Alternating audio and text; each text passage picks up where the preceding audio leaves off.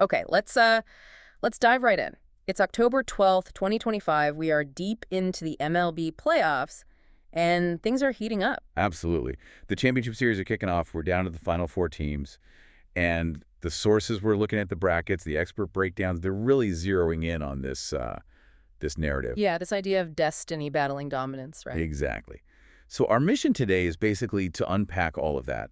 We need to figure out how the Mariners, Blue Jays, Brewers, and Dodgers actually made it through that wild divisional round. And then analyze what matters now. The pitching, the slumps, maybe even just plain old exhaustion for the ALCS and NLCS. And ultimately see who the consensus picks to, well, hoist the trophy at the end. It's not just who won their last series, but how. That seems key. Right. The sources keep coming back to that. Are these teams built for this specific moment? Do they have the history, the hunger, or just the cash to win in October?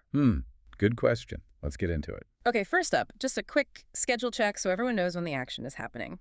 We're in the championship series now, best of 7. Right. Running from tonight, October 12th, potentially all the way through next Tuesday, the 21st. And there's that little note in the sources about the World Series start date. Yeah, if both series wrap up quickly, say in 4 or 5 games, the league might move the World Series start date up a bit. But for now, it's scheduled to start Friday, October 24th. And it could run through November 1st if it goes the distance. So yeah, possibly 2 full weeks of really intense baseball ahead. Okay, before the previews, let's quickly recap the divisional round madness. AL first. Seattle Mariners, Toronto Blue Jays are moving on, but Seattle. But wow. Wow's right. Marathon doesn't even cut it. We're talking 5 hours, 15 innings. Winner take all game 5 against Detroit. And let's be honest, the Tigers kind of stumbled into the playoffs, right? Didn't they lose something like 22 of their last 31? They did, which makes that incredibly long game even more concerning for Seattle, to be pushed that hard for that long. Well, the sources are saying that Game 5 certainly doesn't help their rotation. Yeah, calling it rotational kryptonite for the ALCS opener, that fatigue is real. Absolutely. It just drains your whole pitching staff. Meanwhile, the Blue Jays seem to just stroll past the Yankees. They really did. They looked terrific. The analysis uses the phrase, obliterating the baseball. And the quotes from the Yankees players afterwards were pretty telling. Yeah, raving about Toronto's offense. Specifically, that contract-driven offense and their incredibly low strikeout rate. What does a contract-driven actually mean in this context? Well, it points to guys maybe in walk years or guys who just signed big deals playing with, let's say, extra motivation. Plus, that low strikeout rate means they just don't give away at-bats. They make contact, put pressure on the defense. They looked, frankly, unstoppable. Okay, over to the NL. The Los Angeles Dodgers got through fairly comfortably against the Phillies. Yeah, 4 games, that's efficient. Taking out a team many saw as a legitimate championship contender that quickly, that sends a message. And it's a big contrast to the other NL winner, the Milwaukee Brewers. Right, the Brewers, the #1 seed, they had to go the distance. A decisive Game 5 against the Cubs. So, like the Mariners in the AL, the Brewers advance, but maybe not with the same kind of dominant momentum or rest as the Dodgers. Exactly. They battled hard, but it cost them some energy. All right, let's break down the American League Championship Series. Seattle Mariners versus the Toronto Blue Jays. Game 1 tonight. This feels like a huge moment for both franchises. Oh, it absolutely is. A fight decades in the making, like the sources say. Blue Jays haven't been to the World Series since '93. And the Mariners. It's unbelievable. Still looking for their very first World Series appearance in, 49 seasons? 49 years, yeah. One of these teams is about to end a really long, painful drought. That whole destiny angle feels pretty strong here, especially for Seattle. Okay, key players. The spotlight seems firmly fixed on Vladimir Guerrero Jr. for Toronto. And for good reason. The analysis calls him the best performer left in the entire playoffs. Full stop. The numbers back that up. Completely. He's hitting .529 entering this series, leading everyone left in slugging. OPS, 9 for 17 with 3 homers already this postseason? Just lights out. He's definitely the star powering that engine. But the sources do raise a question, don't they? Can he keep that pace up? Well, yeah. The specific angle is, now that the Yankees, their big rival, are out, does that intensity drop even a tiny bit? It's a psychological thing. A potential factor. But even if Vladdy cools off slightly... That lineup behind him is still built to grind out at-bats, like we said. Yeah. Professional hitters, low strikeouts. Okay, let's flip to Seattle's side. The big worry is obviously that fatigue from the 15-inning game. How does that actually play out? Well, it puts immense pressure on their pitching plan right out of the gate. Their Game 1 starter probably isn't getting ideal rest. And the bullpen. That's the bigger issue, probably. Key relievers who threw a lot in that Game 5. They're likely limited for Game 1, maybe Game 2. Manager Dan Wilson might have to, push his starters longer or gamble with guys in leverage spots he'd rather avoid.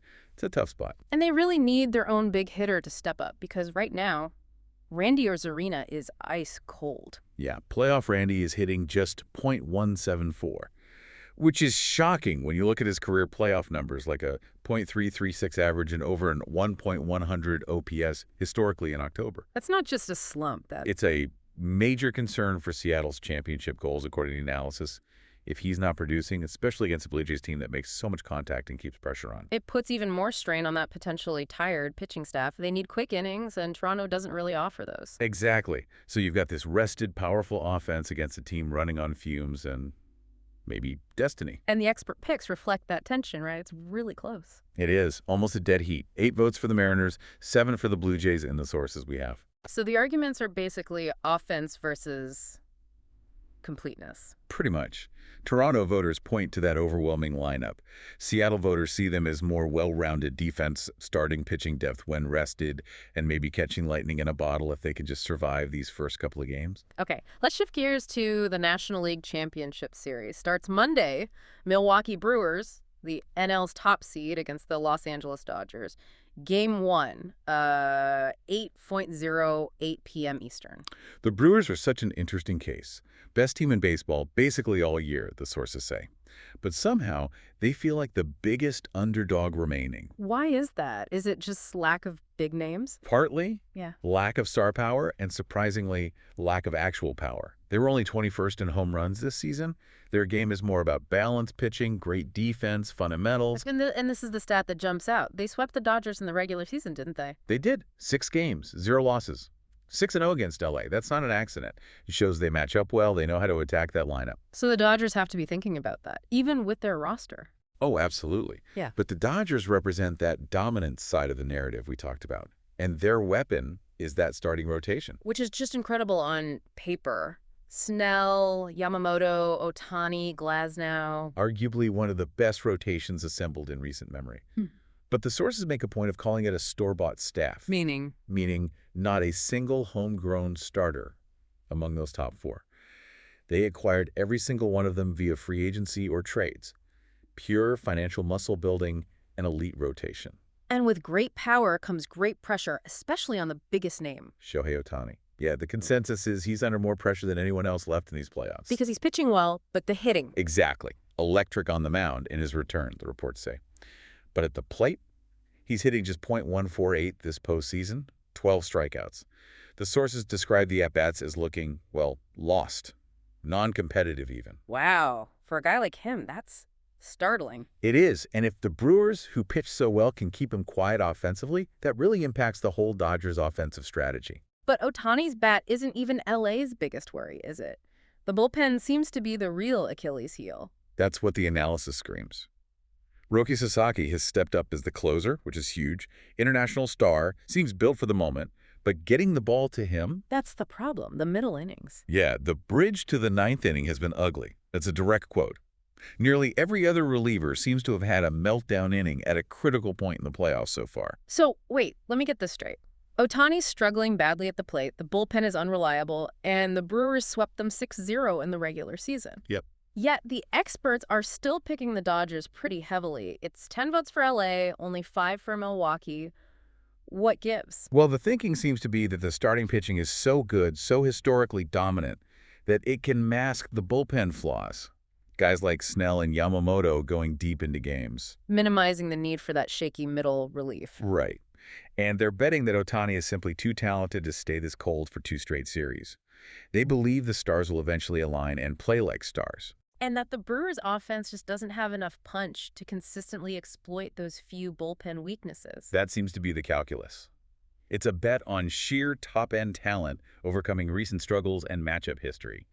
A risky bet, maybe. Definitely makes it feel like a series that could get complicated. For sure. A few experts are predicting it goes the full 7 games, precisely because of Milwaukee's knack for frustrating LA and those bullpen question marks. All right, prediction time. We've weighed the momentum, the fatigue, the matchups, the pressure. Who does the expert consensus see winning the 2025 World Series? Well, maybe unsurprisingly given the NLCS predictions, the overwhelming favorite remains the Dodgers. Sticking with the preseason pick for many, That's right? exactly. A lot of experts picked them back in March, and they're not backing down now. They see them repeating, becoming the first back-to-back champs since the late 90s Yankees. The sheer talent is just immense. But if not the Dodgers, the most popular alternative, especially coming out of the AL, is The Mariners. That destiny narrative is powerful. People are buying into the hot streak, the idea they're a complete team peaking at the right time. and that Cal Raleigh story helps, I bet. Oh, absolutely. Setting the single-season homer record for a catcher with 60. That's a fairy tale ending kind of storyline that voters love. Plus, he's a homegrown guy, Yeah. which is a stark contrast to LA's approach. Any really out there predictions? There's one mention that predicts Mariners over the Phillies, which is odd since the Phillies are out. Yeah, how does that work? The source notes this expert felt Philly was the most talented NL team on paper, despite losing. But ultimately, even that prediction ends with the Mariners winning in 7. So Seattle is the clear sentimental and AL favorite. Okay, and because baseball never truly stops, a quick peek ahead. How are the teams already looking towards 2026? Well, the framework is set. The regular season starts super early next year, March 25th, earliest full league opener ever. And the All-Star Game is in Philly for America's 250th birthday, right? July 14th. Correct. And the playoff format stays the same. 12 teams, 4 rounds, wild card likely starting around September 29th, 2026. So the structure is stable. Meaning the pressure is on the front offices of the eliminated teams, Yankees, Phillies, Cubs, Tigers, to figure out how to compete with the likes of the Dodgers and Blue Jays next year. Exactly. Do you spend big like LA? Do you try to build cohesion and catch some magic like Seattle seems to be doing?